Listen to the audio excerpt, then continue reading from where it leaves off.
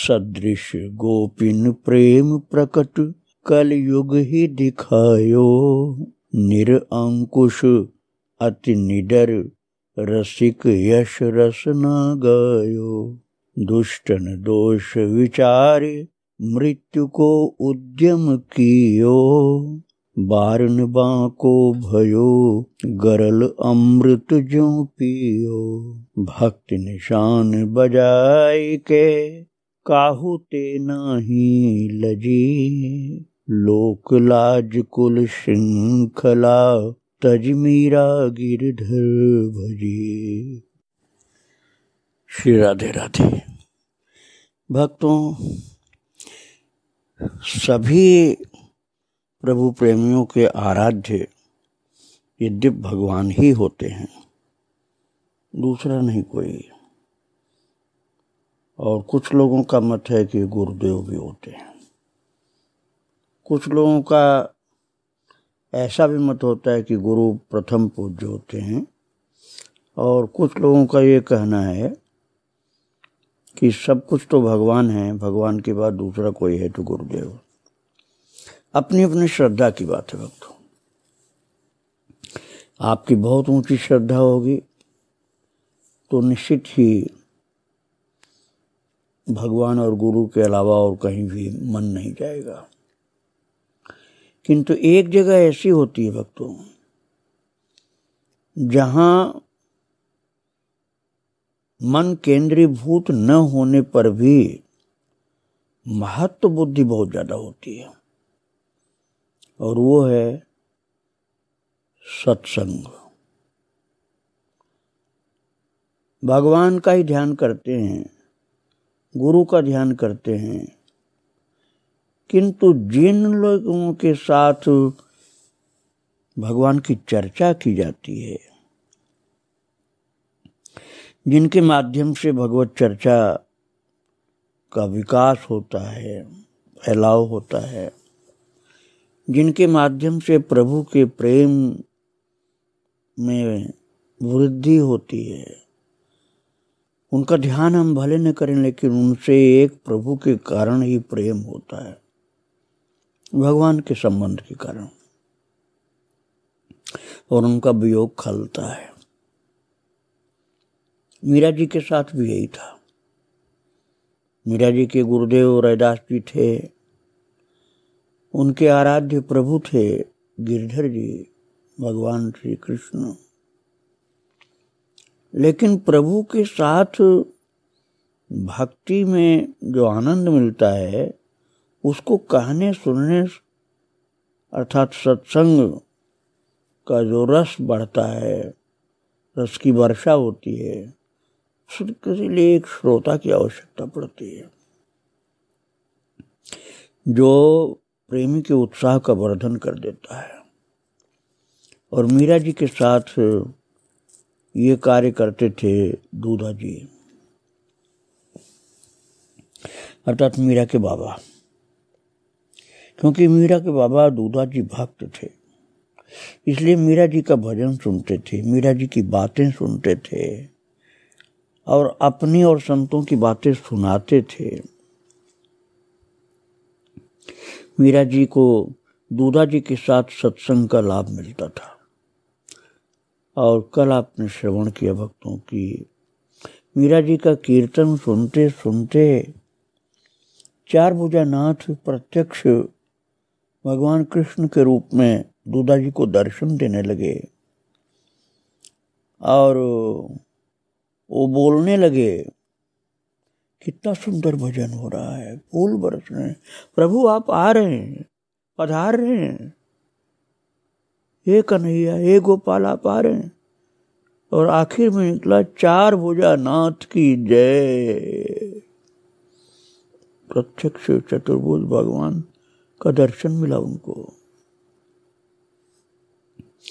और परम भक्ता मीरा जी के श्रीमुख से निकलने वाले कृष्ण नाम को श्रवण करते करते दूधा जी भगवत धाम को चले गए। अब उनका शरीर छूट जाने के बाद भक्तों मीरा बहुत गंभीर हो गई, क्योंकि एक दूधा जी थे जिनके सामने मीरा जी खुलती थी, अपना रहस्य उद्घाटन कुछ करती थी। अब उनको लगा कि जैसे महल में कोई भी उनका साथी नहीं है।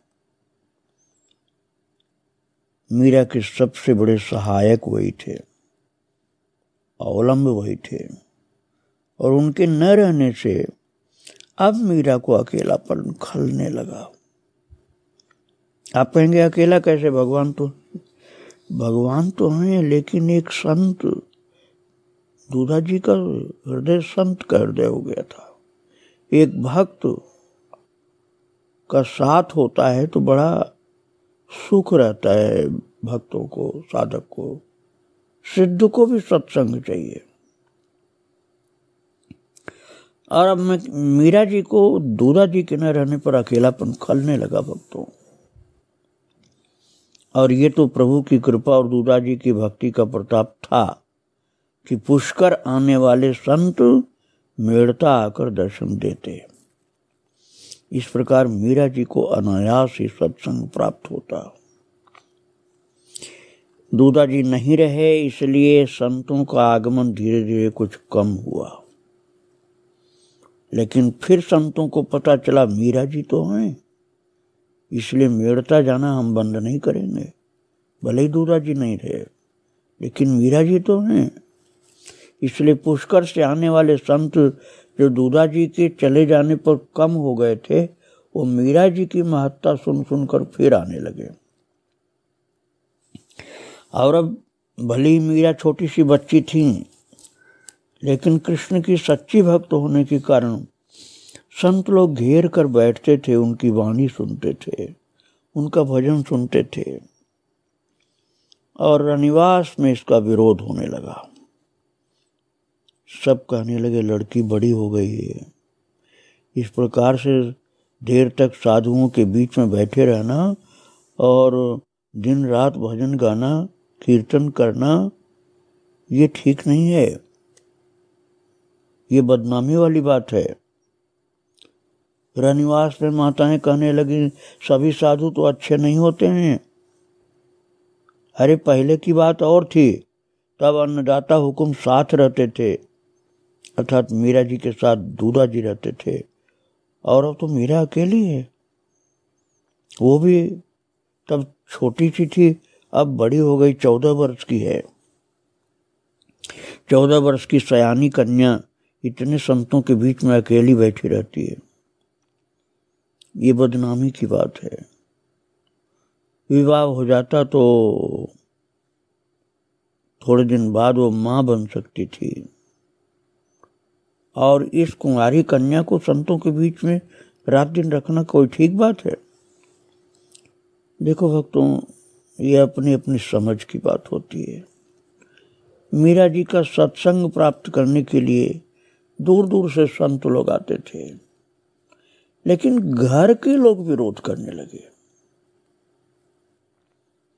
यही विचित्र बात होती है कि जिन संतों भक्तों का दर्शन करने के लिए दूर दूर के लोग भागते चले आते हैं, उनके निकट रहने वाले लोग उनका विरोध करते हैं। और मीरा जी के साथ ये हो रहा था। और वो लोग आपस में कहने लगी कि आखिर कब तक कुंवारी रखेंगे इसे, कल आसपास के लोग ताना मारेंगे हमको। और भक्तों, ये चर्चा इतनी बढ़ी कि स्वयं मीरा जी की माँ भी ऐसे बोलने लगी। वो कहने लगे आपस में वो लोग कि अरे अपने घर में ही देखो, घर में जवान बेटी कुंवारी बैठी है, कब आँख खुलेगी लोगों की। एक दिन झाली जी अर्थात मीरा की माँ श्याम कुंज में आकर मीरा को समझाई, बेटी बड़ी हो गई तू, इस प्रकार साधुओं के पास देर रात तक मत बैठा कर। रनिवास में जो बातें होती हैं उन्हें सुन सुन करके मैं घबरा उठती हूँ, उस पर दया कर।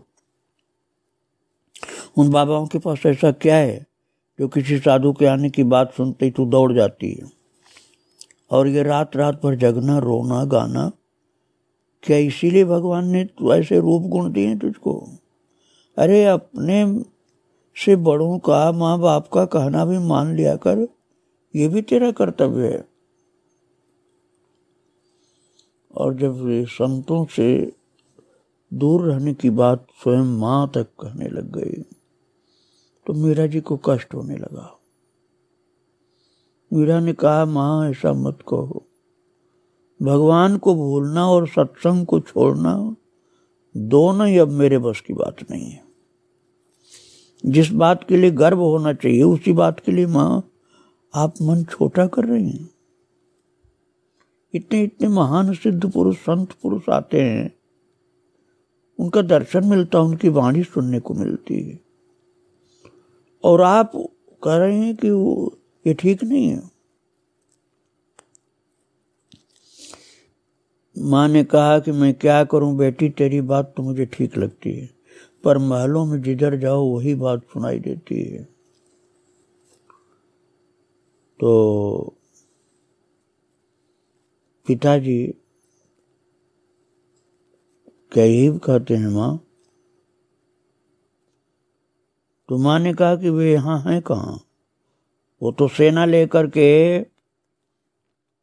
गए हैं, कुछ लोग जो कर नहीं देते थे उनसे युद्ध करने गए। मीरा ने कहा कि माँ ये तो ठीक नहीं है, युद्ध करना, बिना बात के लोगों की जान लेना, युद्ध करना ये ठीक नहीं है, उनको दबाना कोई अच्छी बात है। माँ ने कहा, आज विवाद सब छोड़, तू, ये तो राजाओं की बात है, तू तो भगवान की भक्ति में लगी है। और माता ये सब बोल करके चली गई। मीरा जी को समझाना उनके बस का था नहीं, इसलिए चली गई, क्योंकि मीरा जी के ऊपर जो सत्संग का रंग चढ़ा था, कृष्ण भक्ति का रंग चढ़ा था, उसके सम्मुख किसी का समझाना मीरा जी के लिए प्रभावकर नहीं होता था। हाँ, इनकी बातें सुन सुनकर थोड़ी उदासी जरूर आती थी, एक बार फिर भक्ति में लग जाती थी। अपने मन की बात तो किसी से कहती कैसे, अब दूधा जी तो थे नहीं, उन्हीं से कहती थी, इसलिए दूधा जी याद आते थे मीरा जी को। और महाराज रनिवास की स्त्रियों के आग्रह से जो वीरम देव जी थे, बड़े पिताजी, वो मीरा जी की सगाई के लिए प्रयत्न करने लगे। और मैं आपको पहले सुना चुका हूँ, चित्तौड़ की बेटी जो एक थी, जो मीरा जी की बड़ी माँ थी, तो भोजराज अपने परिकरों साथ मेड़ता पधारे बुआ जी से मिलने के लिए।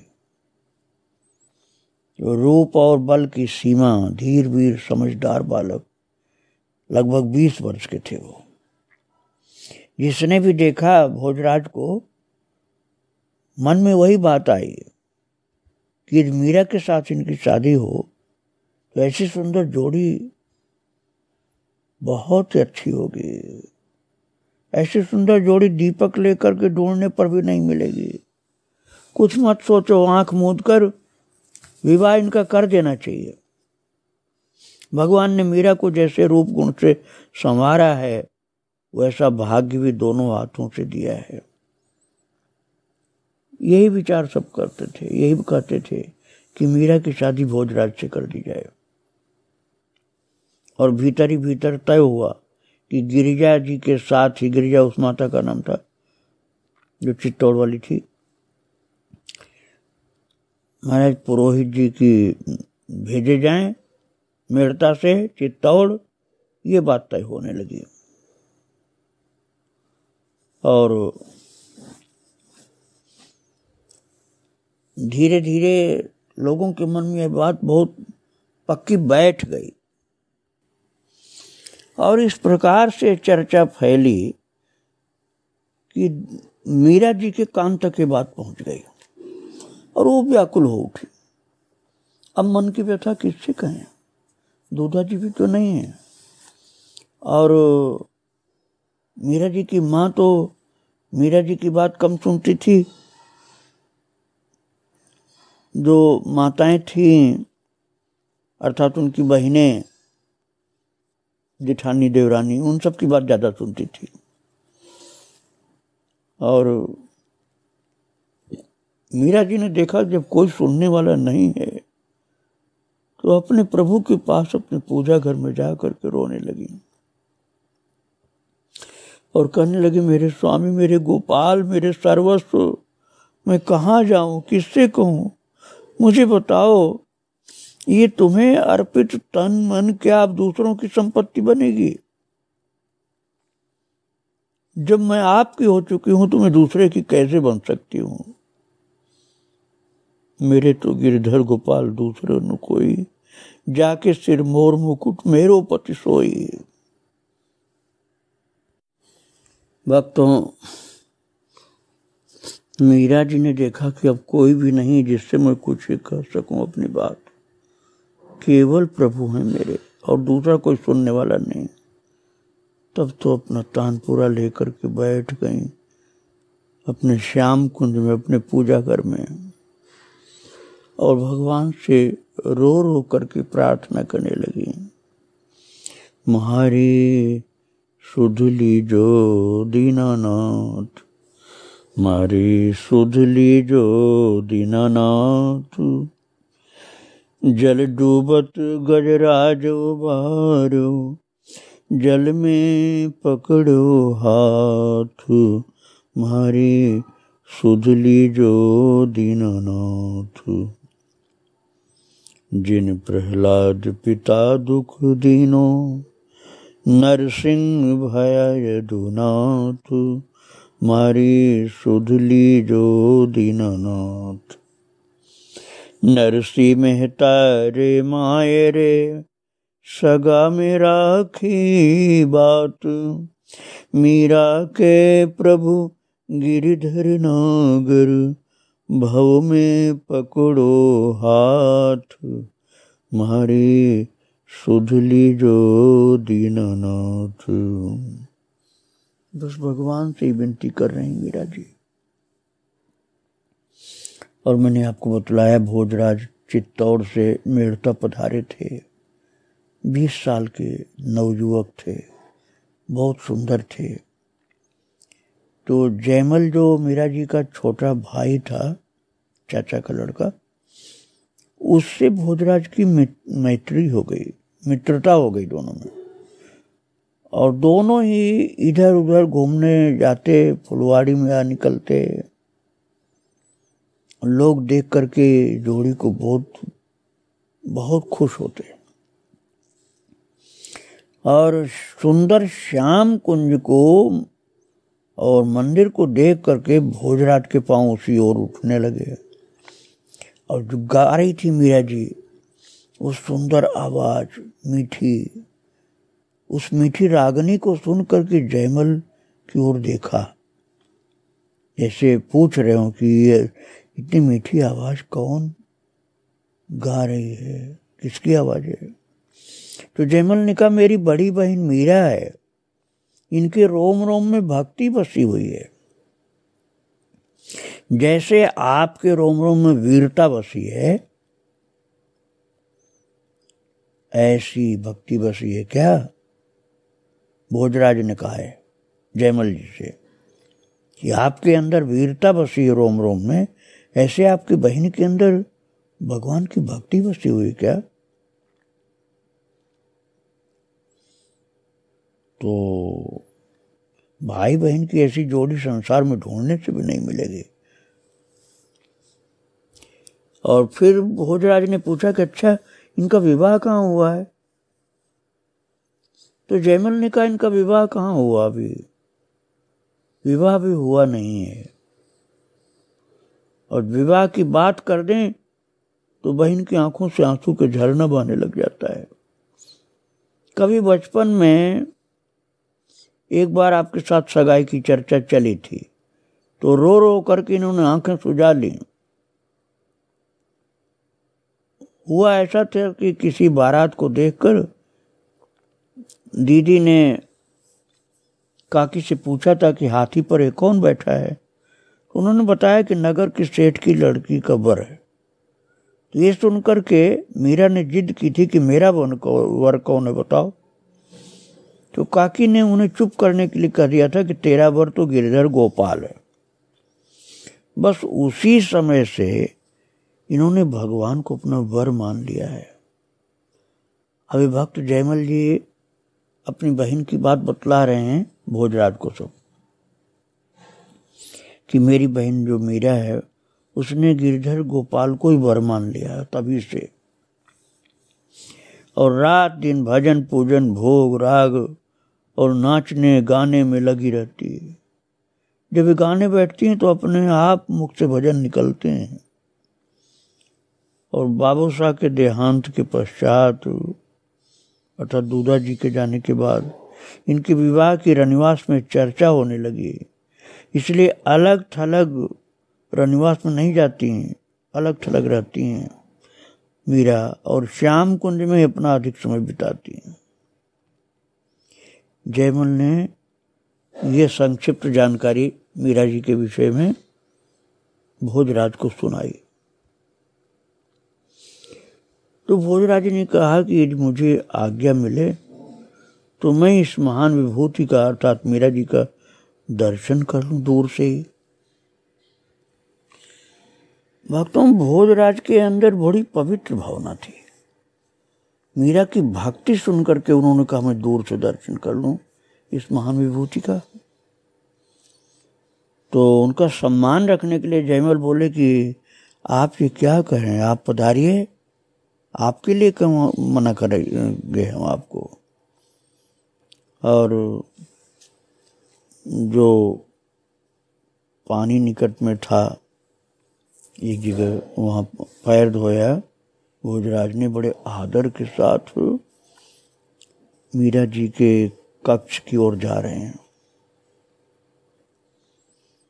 और वो भजन जो अभी आप सुन रहे थे, जो मैंने सुनाया आपको, मीरा जी गा रही थी, नरसी में तारे मायरे सगा में राखी बात, मीरा के प्रभु गिरधर नागर भव में पकड़ो हाथ। ये भजन पूरा हुआ और फिर इसके बाद दूसरा भजन उन्होंने शुरू कर दिया मीरा जी ने। गिरधर लाल प्रीति मति तोड़ो, गहरी नदिया नाव पुरानी, अध बिच में कहीं छोड़ो, गिरधर लाल प्रीति मत तोड़ो। मीरा जी गा रही, थे ही मारा सेठ बोहरा, ब्याज मूल कहीं जोड़ो, मीरा के प्रभु गिरधर नागर, रस में विष कहीं घोलो, गिरधर लाल प्रीत मत तोड़ो। महाराज भोजराज ने ये सब शब्द सुना जो मीरा जी गा रही थी। मीरा के भाव का कुछ अंदाज लगा इनको। जो ठाकुर जी का श्री विग्रह वहां था मीरा जी के पास, वो देखकर भोजराज ने प्रणाम किया। और मैं आपको पहले बता दूं कि भोजराज भी महान भक्त थे, जो मीरा की संगत में और उच्च कोटि के भक्त हो जाते हैं बाद में। अभी तो मैं प्रारंभिक बात आपको सुना रहा हूं।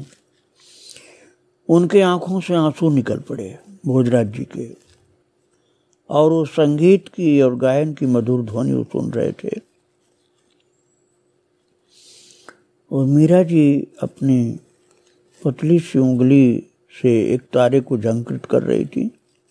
नेत्रों से आंसू बहते जा रहे थे मीरा जी के, और गाती चली जा रही थी। प्रेम विभोर होकर आंसू बहा रही थी, आंखें बंद थी। और ये दृश्य देख करके युवक भोजराज ने जैसे अपना आपा ही खो दिया। भजन पूरा होते ही जयमल ने चलने का संकेत किया। अब भोजराज को कुछ चेत हुआ। तब तक मीरा ने एक तारा एक ओर रख करके प्रणाम किया ठाकुर जी को। आंख खोलकर तो ऐसा लगा कि जैसे उनके नेत्र कमल की पंखुड़ी जैसे खुल गए। जयमल ने कुंवर का हाथ पकड़ करके बाहर चलने के लिए पांव उठाया। तभी मीरा ने तनिक दृष्टि फेरी और पूछा, कौन है? इतनी मीठी आवाज मीरा जी की सुनाई पड़ी कि चकित हो गए भोजराज। कितनी मीठी आवाज इनकी। भोजराज तो बोले नहीं। जयमल बोले कि दीदी मैं हूं। और भोजराज का हाथ पकड़े थे जयमल जी, हाथ छोड़ दिया उनका और जल्दी से मीरा जी की ओर बढ़ करके बड़े प्रेम भरे स्वर में जयमल ने कहा, दीदी मैं हूं। और समीप आकर के घुटनों के बल पर बैठकर अंजलि में बहन का आंसुओं से भीगा हुआ मुख लेते हुए आकुल स्वर में पूछा, किसने दुख दिया आपको? आप क्यों इतना रो रहे हैं? और कहते कहते बहन की पीठ पर हाथ रखा तो उसके रुदन का बांध टूट गया। भाई की छाती पर माथा टेक कर मीरा फूट फूट कर रो पड़ी। तो भाई जयमल ने कहा, आप मुझसे कहिए तो किसने कष्ट दिया आपको? जयमल प्राण दे करके भी आपको सुखी कर सके तो स्वयं को धन्य मानेगा। 10 वर्ष का बालक जयमल ऐसे बोल रहा था जैसे मीरा का अभिभावक हो चुका है। बड़ी बहन को ऐसा संभाल रहा था जैसे पूरी जिम्मेदारी उसी की है। अब मीरा क्या कहें, कैसे कहें? उसका ये दुलारा छोटा भाई कैसे जानेगा कि प्रेम की पीर क्या होती है? वो क्या जाने कि नारी पर एक ही बार विवाह की रस्म चढ़ाई जाती है। जगत के व्यवहार और अंतर के भावों से अनजान ये क्या जानेगा भाई छोटा कि शीतल दाह कैसे प्राणों को सुखा देता है। ये स्वयं बालक है, अतः मेरी विपत्ति में कैसे सहायता कर पाएगा? पर डूबते हुए को तिनके से भी जैसे अवलंब की आशा होती है, ऐसे मीरा जी को जयमल के मधुर व्यवहार से आशा बढ़ी। और फिर जयमल और भाई जयमल और मीरा बहन में आपस में बातें होती हैं, वो मैं आपको कल सुनाऊंगा। आज इन महान भक्तों को प्रणाम करके यहीं विराम दे रहा हूँ। श्री राधे राधे, जय श्री राधे राधे।